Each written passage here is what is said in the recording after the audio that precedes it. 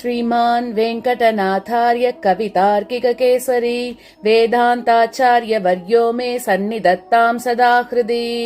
श्रीगोदास्तुति श्रीविष्णुचित्तकुलनन्दनकल्पवल्लीं श्रीरङ्गराजहरिचन्दनयोगदृश्याम् साक्षात् क्षमां करुणया कमलामिवान्यां गोदामनन्यशरणः शरणं प्रपद्ये।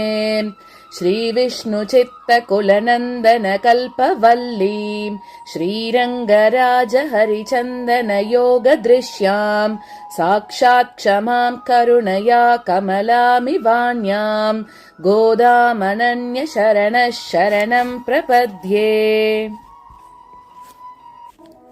वैदेशिकश्रुतिगिरामपि भूयसीनां वर्णेषु मातिमहिमा नहि मादृशां ते इत्थं विदन्तमपि मां सहसैव गोदे मौनद्रुहो मुकरयन्ति गुणास्त्वदीयाः।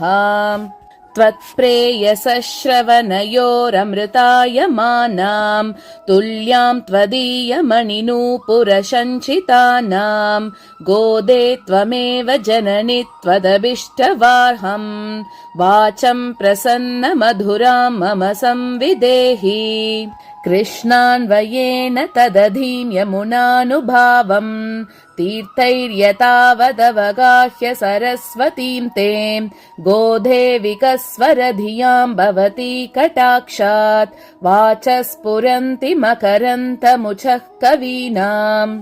अस्मादृशामपकृतौ चिरदीक्षितानाम् अह्नाय देवि दयते यदसौ मुकुन्दः तन्निश्चितं नियमितस्तव मौलिदाम्नाम् तन्त्रीनिनादमधुरैश्च गिरं निगुम्बैः।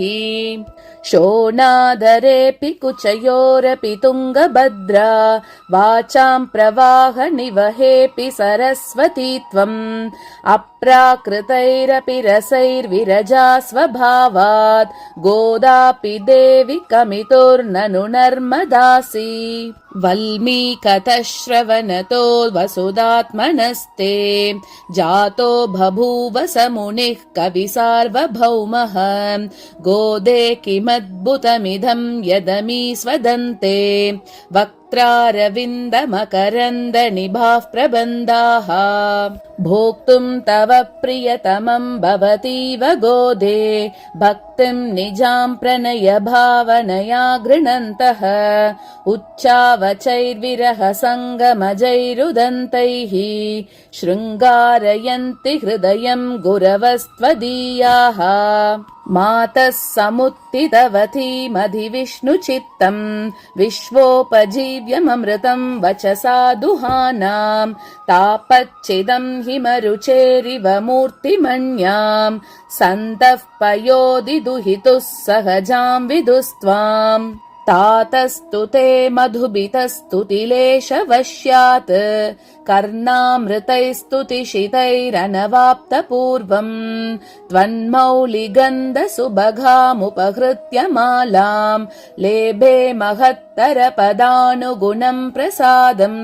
दिग्दक्षिणापि परिपक्त्रिमपुण्यलभ्यात् सर्वोत्तरा भवति देवि तवावतारात् यत्रैव रङ्गपतिना बहुमानपूर्वम् निद्रालुनापि नियतं निहिताः कटाक्षाः।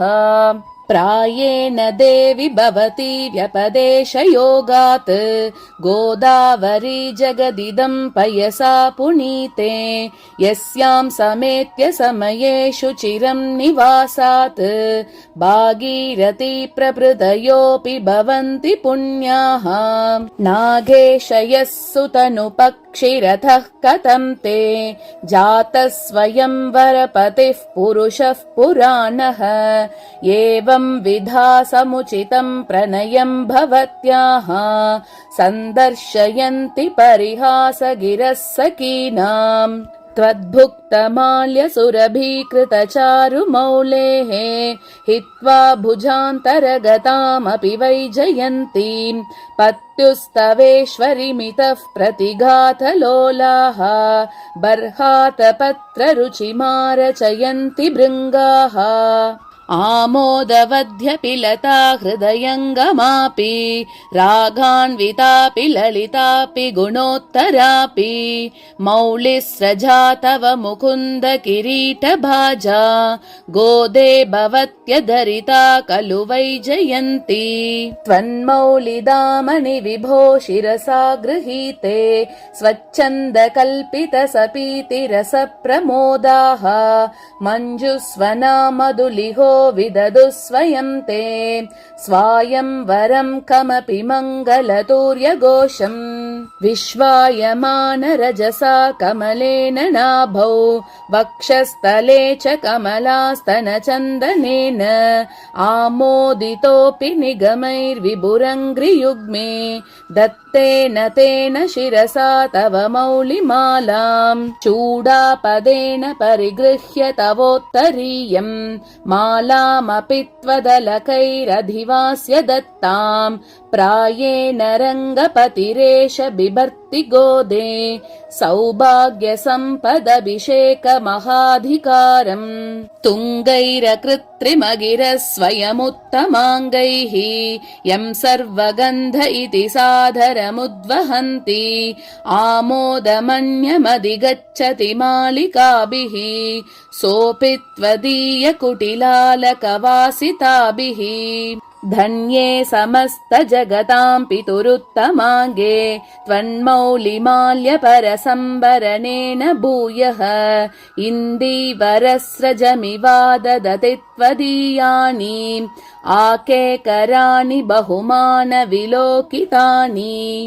रङ्गेश्वरस्य तव च प्रणयानुबन्धात् अन्योन्यमाल्यपरिवृत्तिमभिष्टुवन्तः वाचालयन्ति वसुधे रसिकास्त्रिलोकीम् न्यूनाधिकत्वसमता विषयैर्विवादैः दूर्वातलप्रतिमया तव देहकान्त्या गोरोचनारुचिरया च रुचेन्दिरायाः आसीदनुज्झितचिकावलकण्ठशोभम् माङ्गल्यतं प्रणमतां मधुवैरिगात्रम् अर्च्यं समर्च्य नियमैर्निगमप्रसूनैः नाथं त्वया कमलया च समेयिवांसम् मातश्चिरं निरविशन् निजमादिराज्यम् मान्यामनुप्रभृतयोऽपि महीक्षितस्ते आद्रापराधिनि जनेभ्यभिरक्षणार्थम्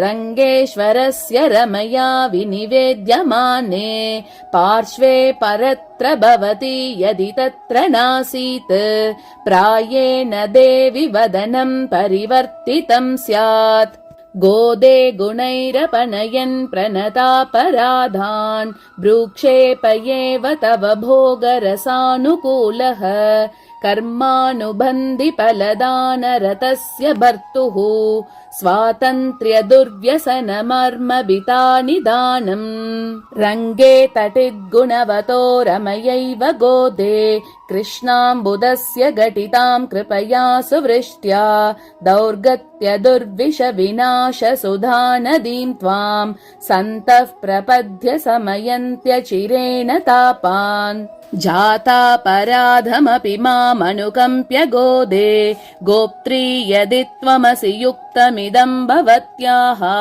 वात्सल्यनिर्भरतया जननी कुमारं स्तन्येन वर्धयति दष्टपयोदरापि शतमकमणिनीला चारुकल्हारहस्ता स्तनभरणमिताङ्गी सान्द्रवात्सल्य सिन्धुः अलकविनिहिताभिस्रग्भिराकृष्टनाथा विलसतु हृदि गोदा विष्णुचित्तात्मजानः शतमकमणिनीला चारुकल्हारहस्ता स्तनभरणमिताङ्गी सान्द्रवात्सल्य सिन्धुः अलकविनिहिताभिस्रग्भिराकृष्टनाथा विलसतु हृदि गोधा विष्णुचित्तात्मजानः इति विकसित भक्तेरुत्थितां वेङ्कटेशात् बहुगुणरमणीयां भक्ति गोदास्तुतिं यः स भवति बहुमान्य श्रीमतो रङ्गभर्तुः